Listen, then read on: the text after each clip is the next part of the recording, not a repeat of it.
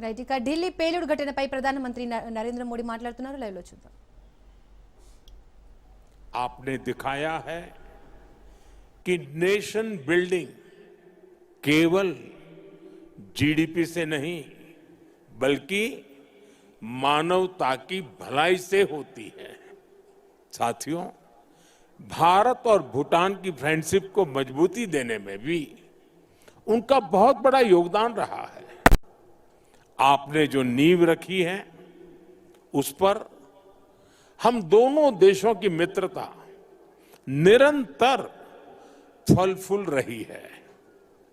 मैं सभी भारतीयों की तरफ से हिज मैजेस्टी को अनेक अनेक शुभकामनाएं देता हूं और उनके बेहतर स्वास्थ्य और दीर्घायु होने की कामना करता हूं. साथियों, भारत और भूटान सिर्फ सीमाओं से नहीं संस्कृतियों से भी जुड़े हैं. हमारा रिश्ता वैल्यूज का है, इमोशंस का है, पीस का है, प्रोग्रेस का है. 2014 में प्रधानमंत्री पद की शपथ लेने के बाद मुझे अपनी पहली विदेश यात्रा में भूटान आने का अवसर मिला था. मैं आज भी उस यात्रा को याद करता हूं तो मन भावनाओं से भर जाता है. भारत और भूटान के संबंध इतने सशक्त और समृद्ध हैं. हम मुश्किलों में भी साथ थे, हमने चुनौतियों का सामना भी मिलकर किया और आज जब हम प्रोग्रेस की प्रॉस्पेरिटी की तरफ चल पड़े हैं तब भी हमारा साथ और मजबूत हो रहा है. His majesty the king Bhutan को नई ऊंचाई की ओर ले जा रहे हैं. भारत और भूटान के बीच विश्वास और विकास की जो साझेदारी है वो इस पूरे विजन के लिए बहुत बड़ा मॉडल है. साथियों, आज जब हम दोनों देश तेजी से आगे बढ़ रहे हैं तो इस ग्रोथ को हमारी एनर्जी पार्टनरशिप और गति दे रही है. भारत भूटान हाइड्रो पावर साझेदारी की नींव भी his majesty the fourth king के नेतृत्व में रखी गई थी. हिज मैजेस्टी फोर्थ किंग और हिज मैजेस्टी फिफ्थ किंग दोनों ने ही भूटान में सस्टेनेबल डेवलपमेंट और एनवायरमेंट फर्स्ट का विजन आगे बढ़ाया है. आपके इसी विजन की नींव पर आज भूटान विश्व का पहला कार्बन नेगेटिव देश बना है. ये एक असाधारण उपलब्धि है. आज per capita renewable energy generation में भी भूटान विश्व के सर्वोच्च देशों में से एक है.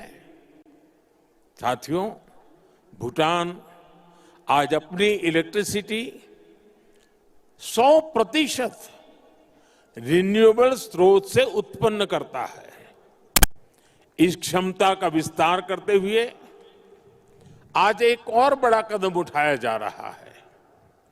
आज भूटान में 1000 मेगावाट से अधिक का एक नया हाइड्रो इलेक्ट्रिक प्रोजेक्ट लॉन्च कर रहे हैं जिससे भूटान की हाइड्रो पावर कैपेसिटी में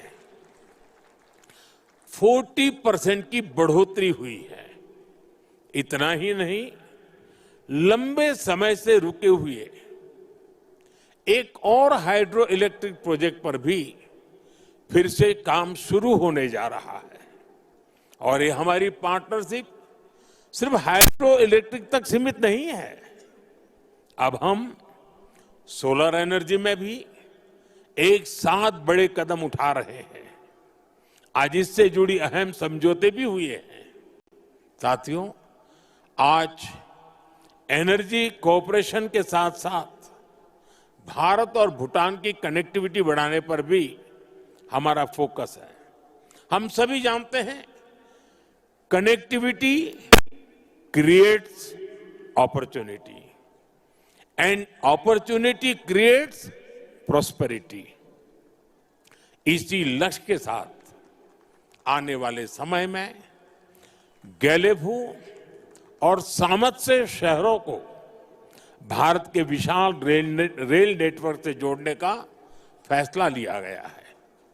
इस प्रोजेक्ट के पूरा होने से यहां की इंडस्ट्री का, भूटान के किसानों का, भारत के विशाल मार्केट तक एक्सेस और आसान हो जाएगा।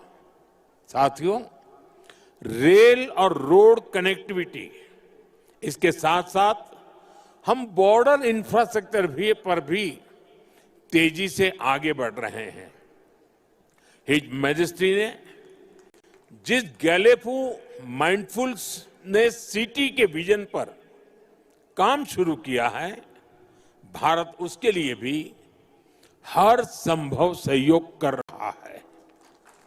मैं आज इस मंच से एक और महत्वपूर्ण घोषणा कर रहा हूं। आने वाले समय में भारत गैलेफू के पास इमिग्रेशन चेक पॉइंट भी बनाने जा रहा है, ताकि यहां आने वाले विजिटर्स और इन्वेस्टर्स को इससे और सुविधा मिल सके। साथियों, भारत और भूटान की प्रगति और समृद्धि एक दूसरे से जुड़े हुए हैं और इसी भावना से भारत सरकार ने पिछले वर्ष भूटान के 5 ईयर प्लान के लिए 10,000 करोड़ रुपीस सहयोग की घोषणा की थी। ये फंड रोड से लेकर एग्रीकल्चर तक, फाइनेंस से लेकर हेल्थ केयर तक, ऐसे हर सेक्टर में उपयोग हो रहा है, जिससे भूटान के नागरिकों की ईज ऑफ लिविंग बढ़ रही है। बीते समय में भारत ने ऐसे कई मेजर्स लिए हैं, जिससे भूटान के लोगों को एसेंशियल आइटम्स की निरंतर सप्लाई मिलती रहे। और अब तो यहां यूपीआई पेमेंट्स की सुविधा का भी विस्तार हो रहा है।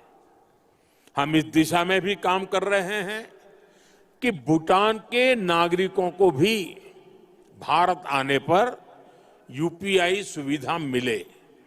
साथियों, भारत और भूटान के बीच की इस मजबूत पार्टनरशिप का सबसे ज्यादा फायदा हमारे यूथ को हो रहा है।